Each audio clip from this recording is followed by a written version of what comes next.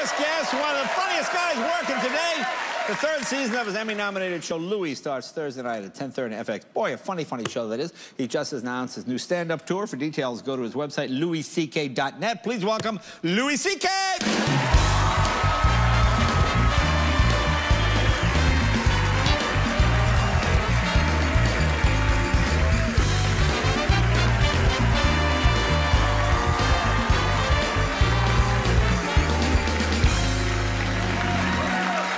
How you been?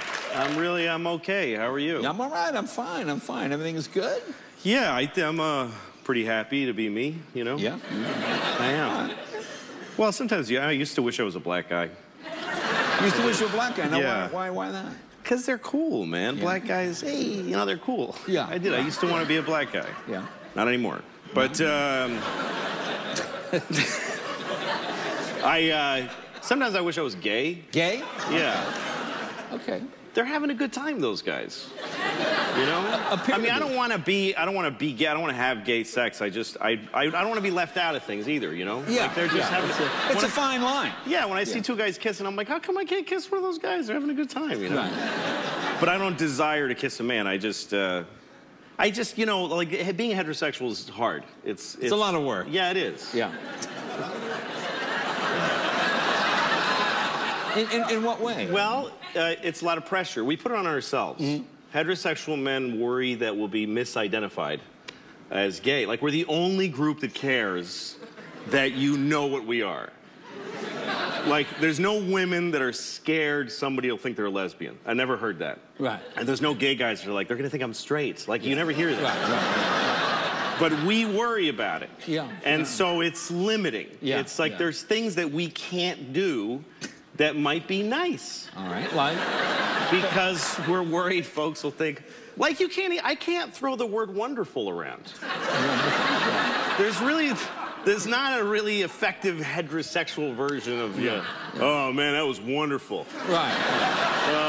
Dude, that was wonderful. That strip club was wonderful. Yeah. Like, it doesn't, I can't tell if I have a straight friend, I can't say to him, I miss you. Yeah. You know? And if you miss somebody, that's how you say it. I miss you. Like, sloping down. I miss you. And I gotta go like, hey, yeah, I miss you, man. Yeah, I miss you, dirt, you know, nails. Right, yeah. You know, whatever. And you have to stick to primary colors like blue and green. You can't go taupe. Yeah, no, you can't. No. You can't wear earth color. You can't earth color. Do anything. You can't do this. Yeah. And if I go visit my friend who's straight and he's a big guy and he's sitting like this on the couch, I can't snuggle in here. I can't. Right. I can't. And that might be nice. I would say that is probably the most heterosexual outfit I've ever seen. Yeah, this is on right now. You look like a man who tried to dress himself. It is. This is it. I mean, is it? Well, you look like a cop. Is it inside out? I do. You look like you're protecting the president. Well, this is my job. This is my uniform. I know. You are. By the way, you are. And I hope I can say this without insulting you. Yes. You're the weirdest looking person on the planet Earth. Thank you. That's like nobody. Thank you. That doesn't insult me at all. That's very kind. I don't mean that as a negative. No, not at all. It's just nobody. I can't describe it's just the fact that I have a full head of hair. That's what's throwing you. Well, sure.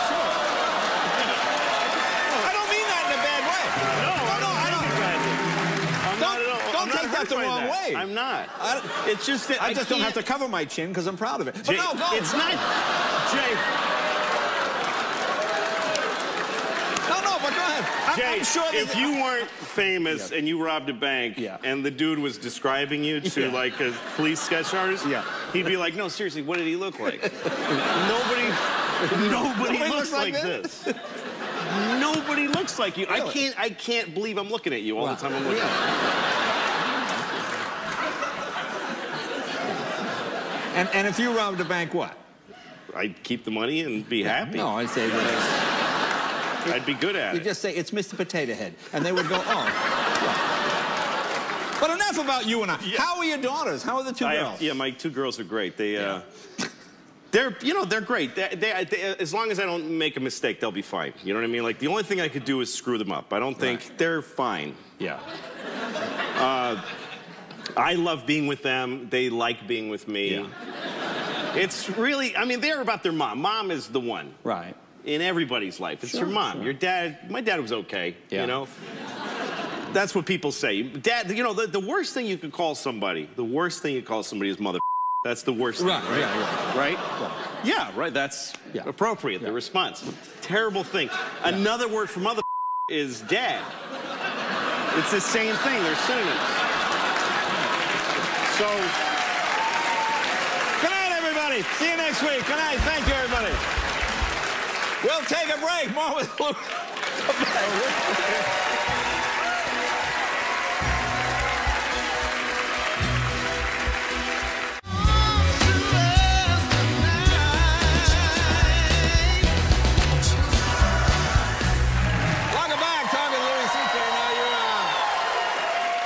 We're talking about your two daughters. You're raising them in New York City. Well, how is that? Is that tough? Is that hard? It can be. I mean, you're raising your kids in, you know, it's a bad place, basically. But you just adapt. I mean, you can't have the same parental rules and, you know, like you try, when you have kids, you try to do everything just right. If I put my kids in a car for a trip, they got to have their seatbelts on. Right. And I make a big deal out, we're not moving until you put your seatbelts on, and that makes me feel like I'm taking care of them. If we get in a taxi in New York, I'm like, taxis are magic, nobody dies, just get in. Right. Just don't, it doesn't, I'm not reaching in the seat of a New York taxi into all the severed toes and Egyptian hepatitis to try to find a seatbelt. You got to put on your own mask before you help the other ones. Egyptian hepatitis. That's right. So my kids are just hurling through space on 6th Avenue, you know, being driven by the profit motive of a very tired man. Right, who comes from a country where life is just dirt cheap. That's basically how I do it. Now, do the girls try to be funny because you're a comic? My youngest daughter, she tells jokes a lot. Oh. And I love her jokes. She invents them. She doesn't steal other people's stuff. Them, yeah. Yeah. Wow, okay. And her jokes are great because I don't know what's going to happen. Right. You know jokes after a while. Somebody starts a joke, you know what's going to happen. Right. But not hers. No? Here's the joke she told me the other day. She said, who told the gorilla that he couldn't go to the ballet? Right away, I love this. This is a great joke. I don't know this joke. I never heard it. I don't know. Who told the gorilla he couldn't go to the ballet? I said, who? And she said, just the people who are in charge of that decision. Yeah. That's an excellent... So your material is very similar. Yeah. Apparently it's hereditary, not necessarily connected. That's right. Now you've been divorced for a while. Do you miss being married? No, I don't. I mean, I think. Well, I guess you wouldn't be divorced. No, I wouldn't be. But you know what I mean. No, I've been divorced to her for about 4 years now, and we get along better now. You know, my kid's mom is a great person, and we have a good relationship. And I look, I was raised. I love women. I was raised by a woman. I'm raising 2 women, and women are my whole life. I really love them a lot. No. I do. So you think women are better than men? Do you think? Well, no. I mean, I don't think women are better than men. Men are a lot worse than women, though. Right. Like, there's not even a comparison. Yeah. Like, some people try to say, no, women cause... No, nothing. Yeah. It doesn't even touch the mayhem of just male nonsense and violence. The worst thing you can say about a woman is that she's annoying to a guy. That's the worst thing. Sure. Men are so hard. Like a woman, you can say, like, my mom makes me feel stupid.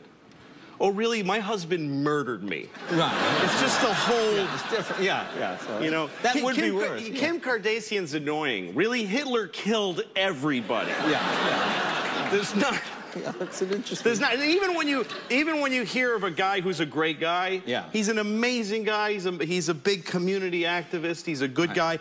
And then it turns out he's been molesting kids for years. Right. Just years. Just tons. It's always tons of kids. Like, nobody gets found guilty of 1 count. Right.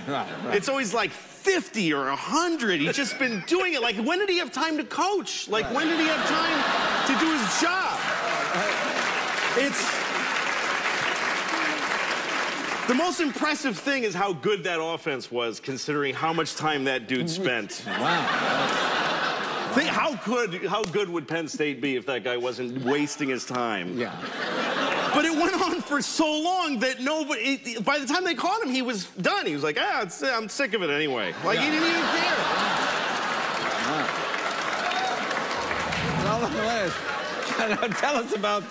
Tell us about your tour. You got this big tour. Why is this different? How is this tour different from other tours? Well, I'm going on tour all over the country doing stand-up in theaters, and I'm selling the tickets on my website. So you're selling them yourself? You're just not using Ticketmaster or anything? No, which is a terrific service, but they're very expensive. So, so we're trying to bring the price down. Oh, so the tickets are the same price all over the country, and they're very low prices, and you can only get tickets on my website. I see. Just like everything else. So, and you don't have to join anything. Right. You just go on, you buy a ticket, and you go to my show, you laugh, or you don't, and I don't care. Right. And then, but you can only buy it on my website. Yeah, that's the new thing. So you're on the road, like you're going all over the country. Anything surprise you when you go to places?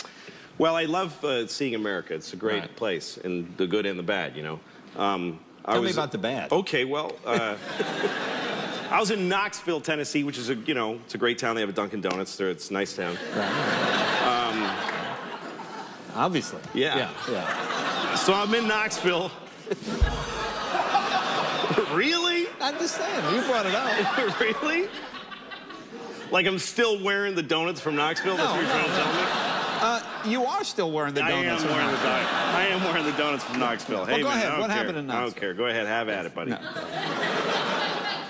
No. Okay, Knoxville. So I'm in Knoxville, and I'm playing this very old theater. And I go to the sound check, beautiful red velvet seats. And then way at the top, the seats are like wooden, old, unpainted seats.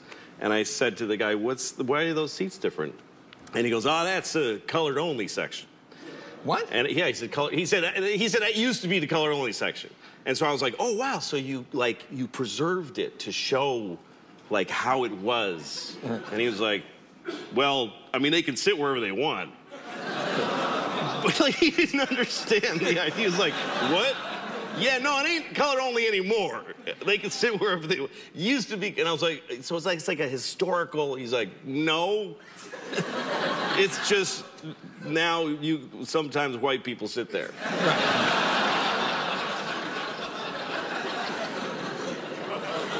They handle that pretty well. Yeah, they did.